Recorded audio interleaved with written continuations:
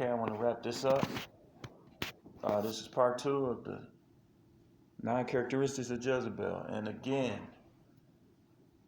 if you're in the spirit of Elijah, if you're in the prophetic spirit, if you're an alpha male, understand that if you try to work as a police officer or a correctional officer or any of these jobs, you're going to be dealing with Jezebel. You just look at what's going on right now in the whole entire United States. Just look around. Look at the leadership. Look at the chosen leadership. Look at all the factors. And understand that Eve, Lilith, Jezebel, that's the same spirit. That's the evil spirit of, again, let's go back, quick overview. Seduction, number 1. To seduce means to persuade to disobedience or disloyalty. So seduction is number 1. How they do it, with their words, with their deeds. If you get in your feelings like Elijah, instead of focusing on what the Most High said and be willing to sacrifice anything that's not yielding to what he said and what he wants, you'll get ran into the wilderness by the false prophets. Remember, she calls herself a prophetess. And sometimes her prophets could be just across the cubicle from you. You could be working in a halfway house like I was in Texas. And it'd be you against Jezebel and all her people. Again, look at the verse I'm showing you on the screen. She teaches and leads my bondservants astray. What's astray? Away from what the Most High wants. Remember, his original purpose for women was to be helpmeet. Jezebel wanted to lead the whole entire country. And it led to her being judged by the Most High. And even if you read the Bible, when it talks about in the last days, 7 women should be one to take hold of one man. Why? Because they're going to be trying to be like Jezebel instead of Sarah. And ain't nobody going to want to commit to him. And then, like I said, number 2, lead people astray. Number 3,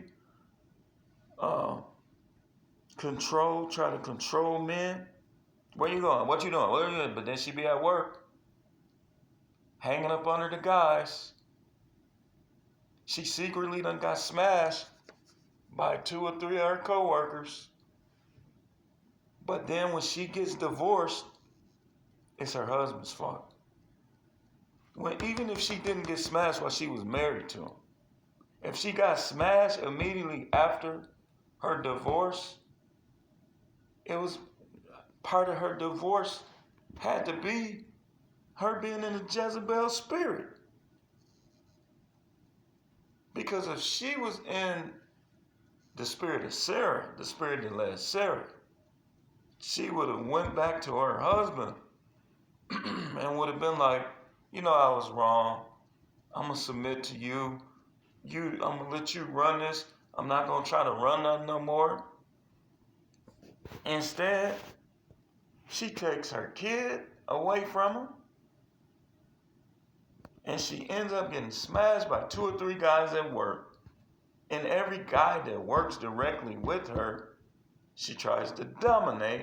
And if she can't dominate, it's going to be a problem.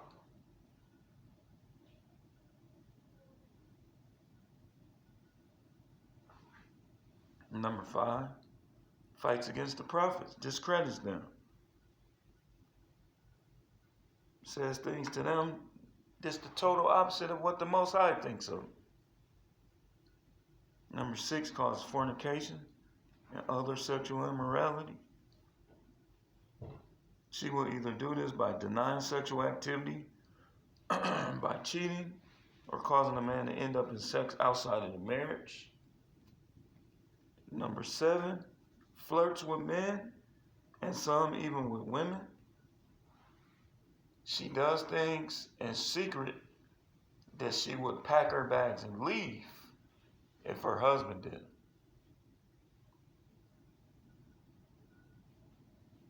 Has double standards. Goes hand in hand with number 7. And number 9, honesty is not appreciated.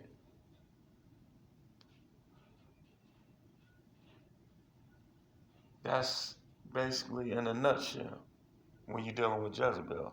And again, Eve was the first. Eve was the first to demonstrate these qualities in Scripture. She knew what she was supposed to do, but she wanted to do something else.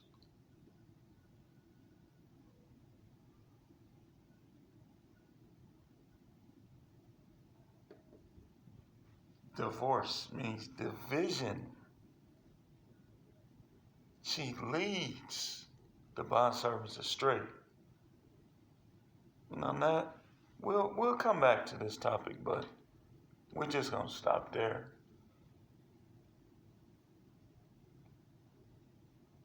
Thanks again for watching. Take your time, go back and dissect this. It's much more, but we're gonna stop here. Like, share, subscribe.